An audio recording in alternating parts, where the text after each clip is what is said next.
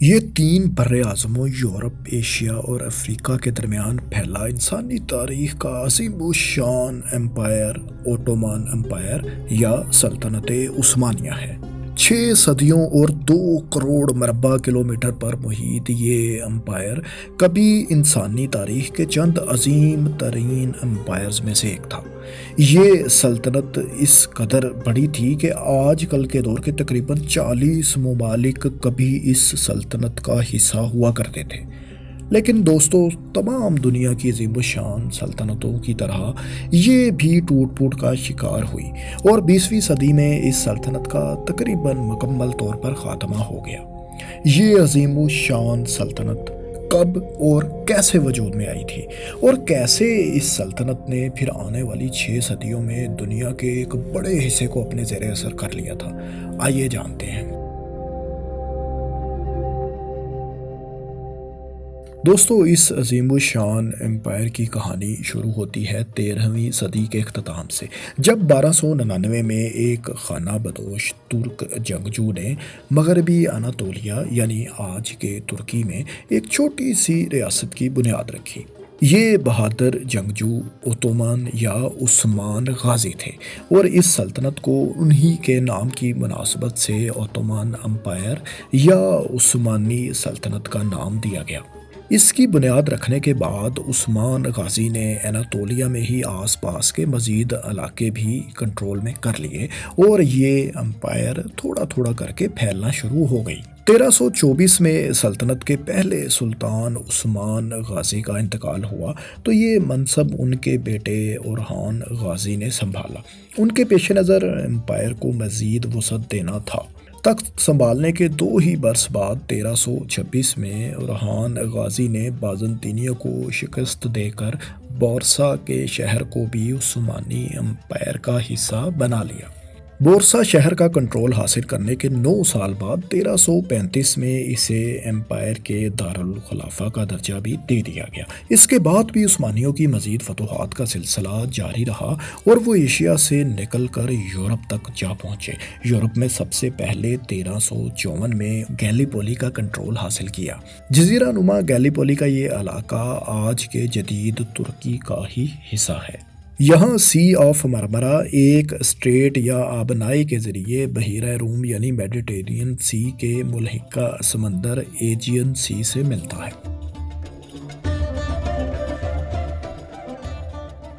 اورحان غازی کے بعد ان کے بیٹے اور سلطنت کے پہلے سلطان عثمان غازی کے پوتے مراد اول نے عثمانی سلطنت کا تخت سنبھالا۔ مراد کے دور میں یہ امپائر یورپین سائٹ پر مزید پھیلا۔ اس دور میں عثمانیوں نے 1361 میں ایڈریانوپول کا علاقہ بازنطینیوں سے حاصل کر لیا۔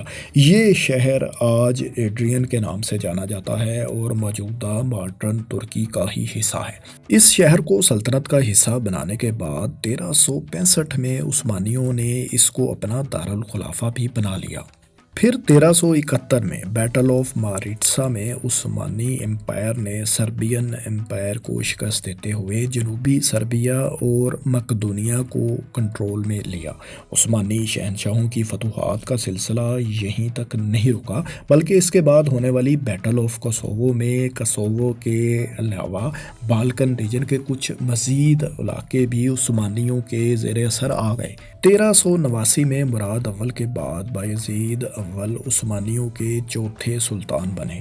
انہوں نے بھی اپنے پیشروؤں کی طرح ایکسپینشن کو جاری رکھا۔ ان کے دور میں عثمانیوں نے 1396 میں بیٹل آف نیکوپولس لڑی اور یورپینز کو شکست دیتے ہوئے نیکوپولس، بلغاریہ، ولیشیا جیسے بڑے اور اہم شہروں کا کنٹرول حاصل کر لیا۔ یہ ایک فیصلہ کن جنگ تھی جو عثمانیوں کا یورپ میں کنٹرول مضبوط کرنے میں بہت مددگار ثابت ہوئی۔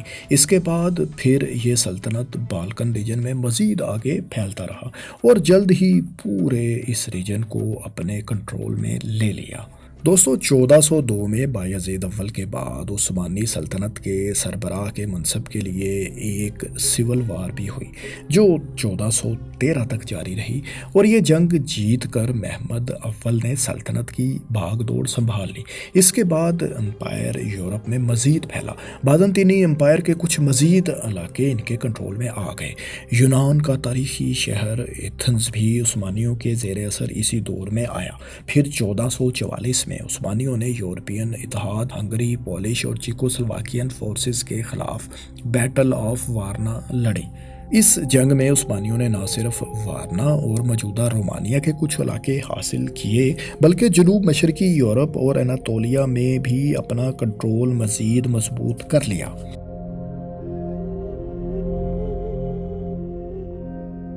دوستو، یورپ میں عثمانیوں کی فتوحات کا سلسلہ یہیں نہیں تھما بلکہ 1453 میں انہوں نے قسطنطنیہ کو بھی امپائر کا حصہ بنا لیا۔ تاریخی شہر قسطنطنیہ کی فتح کے ساتھ ہی 1000 سال کے عرصے پر محیط ایسٹرن رومن امپائر کا خاتمہ ہو گیا۔ سلطان محمد دوم کے دور میں عثمانیوں کی یہ جیت کرسچینٹی پر ایک کاری ضرب ثابت ہوئی۔ قسطنطنیہ کی عظیم فتح کے بعد سلطان محمد دوم کو سلطان محمد فاتح کے نام سے جانا جانے لگا اور وہ خود اپنے لیے کیسر روم کا لقب پسند کرتے تھے۔ دوستو، قسطنطنیہ کا تاریخی شہر جس کا نام آج استنبول ہے کو فتح کرنے کے بعد اسے 1453 میں ہی سلطنت کے دارالخلافہ کا درجہ دے دیا گیا تھا۔ پھر یہ تاریخی شہر اگلی 5 صدیوں اور اس سلطنت کے مکمل خاتمے تک دارالخلافہ ہی رہا۔ اس کے بعد جلد ہی باقی بچے کچھ علاقے جو کبھی رومن بازنطینی امپائر کا حصہ تھے وہ بھی عثمانیوں کے پاس آ گئے۔ 1470 کی دہائی میں عثمانیوں نے کریمیا کا علاقہ بھی حاصل کر لیا۔ یہ علاقہ 2014 سے روس اور یوکرین کے درمیان تنازع کی وجہ بھی بنا ہوا ہے جو ابھی بھی جاری ہے۔ مشرقی یورپ میں عثمانیوں نے اپنا اثر و رسوخ بڑھانا جاری رکھا۔ اس دوران عثمانیوں نے مشرقی اناطولیہ میں بھی مزید علاقے اپنے زیر اثر کیے اور دیگر ہمسایہ سلطنتوں کے ساتھ بھی ان کی کشمکش جاری رہی۔ 1481 میں سلطان محمد دوم کی وفات کے بعد ان کے بڑے بیٹے بایزید دوم اگلے سلطان بنے۔ ان کے دور میں عثمانیوں کی ایرانی صفوی سلطنت اور دوسری یورپی سلطنتوں کے ساتھ کشمکش تو جاری رہی لیکن اس دور میں عثمانیوں نے کوئی خاص فتوحات حاصل نہیں کی، سوائے چند ایک چھوٹے علاقوں کے۔ بایزید دوم کے بعد ان کے بیٹے سلیم اول نے 1512 میں سلطنت کا منصب سنبھالا اور یہ وہ دور تھا جب عثمانی ترکوں نے تاریخی فتوحات حاصل کی اور اپنی سلطنت کی وسعت میں بے پناہ اضافہ کر لیا۔ اس دوران عثمانیوں کا فوکس زیادہ تر ایشین اور افریقن سائٹ پر رہا۔ انہوں نے 1514 میں ایرانی صفوی سلطنت کو شکست دی اور تبریز تک پہنچ گئے، لیکن کچھ ناگزیر وجوہات کی بنا پر انہیں یہاں کچھ فتح کیے ہوئے علاقے چھوڑنے بھی پڑے۔ 1516 میں عثمانیوں نے افریقن سرزمین پر قدم رکھتے ہوئے الجزائر کا کنٹرول حاصل کر لیا۔ اس کے بعد 1516 سے 1517 تک ہونے والی اوٹومان مملوک وار میں انہوں نے مملوک سلطنت کو شکست دی اور عثمانیوں کی سلطنت کی وسعت میں یکمشت ایک بہت بڑا اضافہ ہو گیا۔ اس فتح کے بعد عثمانیوں نے شام، فلسطین، لبنان اور اردن وغیرہ پر مشتمل لیونٹ ریجن کے ساتھ ساتھ مصر اور حجاز مقدس کی سرزمین بھی اپنی سلطنت میں شامل کر لیں اور وہ اب یورپ اور ایشیا کے علاوہ افریقہ تک بھی پہنچ چکے تھے۔ دوستو، حجاز مقدس کی سرزمین کو اپنے زیر اثر کر لینے کے بعد سلیم اول نے خود کو اوٹومن امپائر کا پہلا خلیفہ ڈکلیئر کر دیا۔ سلیم اول کی وفات 1520 میں ہوئی۔ ان کے بعد سلیمان اول یا سلیمان دی میگنیفیسنٹ عثمانی امپائر کے خلیفہ بنے۔ انہیں دی لا گیور کے نام سے بھی جانا جاتا ہے۔ ان کے دور میں نئے قوانین کا نفاذ ہوا، امپائر اپنے عروج تک پہنچا۔ یہ سلطنت تینوں براعظموں میں مزید بھی پھیلا۔ افریقہ میں عثمانیوں نے لیبیا کی ساحلی پٹی پر بھی کنٹرول حاصل کیا۔ 1521 میں عثمانیوں نے یورپین سائٹ پر بلگراد شہر کا کنٹرول حاصل کیا۔ یہ شہر آج سربیا کا دارالخلافہ ہے۔ پھر روڈ آئلینڈ کو اپنے قبضے میں کرنے کے بعد عثمانیوں نے 1526 میں کنگڈم آف ہنگری کو بیٹل آف موہاکس میں شکست دیتے ہوئے زیادہ تر ہنگری بھی اپنے زیر کنٹرول کر لیا۔ 1529 میں انہوں نے ویانا پر بھی چڑھائی کی، لیکن اس میں انہیں کامیابی نہ مل سکی۔ 1538 میں یورپین اتحاد ہولی لیگ کو شکست دے کر عثمانیوں نے مشرقی بحیرہ روم پر بھی اپنا کنٹرول مضبوط کیا۔ اس کے بعد عثمانیوں نے موجودہ رومانیہ کا کچھ مزید علاقہ اور مالدووا بھی اپنے زیر اثر کر لیا۔ دوستو، یہاں یہ یاد رہے کہ یورپ میں عثمانی اس کے بعد مزید کوئی خاطر خواہ کامیابی حاصل نہیں کر سکے۔ ہاں، یہ ضرور ہے کہ تھوڑی بہت کامیابیاں انہیں آنے والے ادوار میں ملی، لیکن ان کا بارڈر آج کے رومانیہ، ہنگری اور کروشیا کے کچھ علاقوں تک ہی محدود رہا۔ بہرحال انہوں نے ایشین سائڈ پر صفوی سلطنت سے مزید کچھ علاقے اپنے کنٹرول میں ضرور کیے، جس میں بغداد بھی شامل تھا۔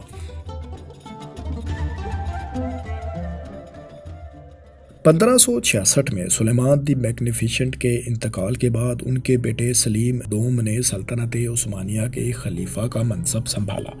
1571 میں انہوں نے سائپرس کا جزیرہ ریپبلک آف وینس سے حاصل کیا اور اسے اپنی سلطنت کا حصہ بنا لیا۔ اس دوران عثمانیوں کو یورپ میں ہولی لیگ سے شکست کا سامنا بھی کرنا پڑا۔ 1646 میں انہوں نے ریپبلک آف وینس سے کریٹ جزیرے کا کنٹرول بھی حاصل کر لیا۔